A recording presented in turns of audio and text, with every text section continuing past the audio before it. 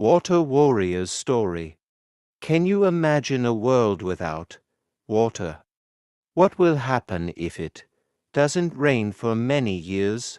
Is it possible for human beings and other living things to live without water? What would you do without water? Discuss with your friend and share your thoughts with your class. Our story begins in the village of Gopalpura, which lies in Rajasthan's Alwar district. The wells in the district had dried up. The villagers were miserable, but they did not lose hope. They revived the traditional earthen dams to capture rainwater. This helped to recharge the underground water. So the wells filled up again. With water in their wells, the villagers could live a better life. Now more than 1,000 villages in Alwar district are following Gopalpura's example. Read and find out how people in Rajasthan manage their lives during a water scarcity crisis. Rajasthan receives about 16 inches of rainfall every year. Most of it falls during the monsoon months from June to September. The soil remains dry during the rest of the year. The people of Rajasthan have learned to use water carefully to preserve the underground water supply.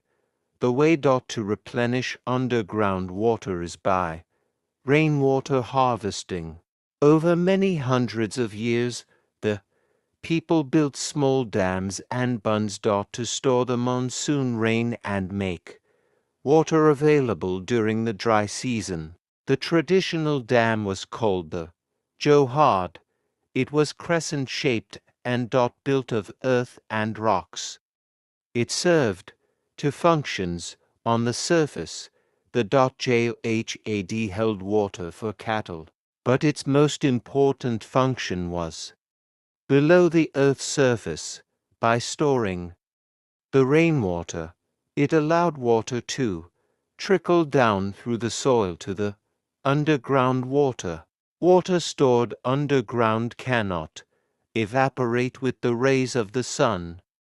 So people had a sufficient supply of water during the dry season because their wells did not dry up. They could irrigate their fields too, grow wheat, mustard, and beans. However, a johad cannot be built by a single family. All the people in the village have to join hands to construct it. This helps everyone because not only is water saved, but the villagers get work during the lean season. Alwar began to face water shortage after many of its forests were cut down. The loss of trees exposed the topsoil to erosion. Whenever it rained, the rainwater would wash the soil down the treeless hillsides into the johads, filling them up with silt. Over the years, thousands of these johads were filled with silt.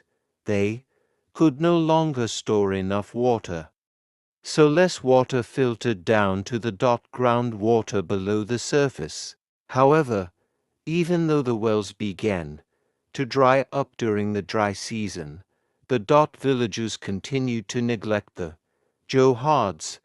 Repairing and maintaining these structures required them to work together, but most of them were more interested in looking after their own fields. There was no longer any feeling of togetherness. As a result, the johads fell into disuse one by one. In place of the johads, the farmers turned to modern technology to keep the water flowing.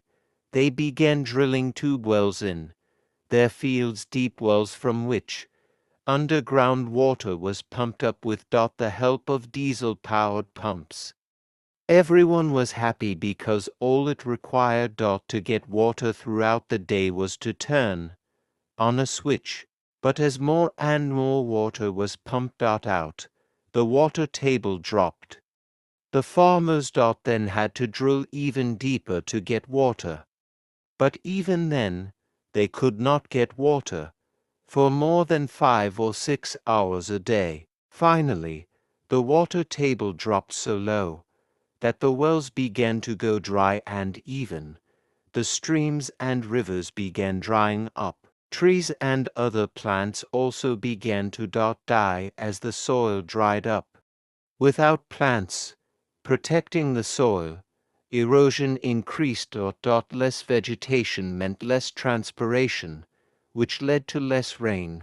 Monsoon seasons became shorter. From 101 days in 1973, the monsoon lasted only 55 days in 1987. Less rainwater meant less chance to replenish the underground water.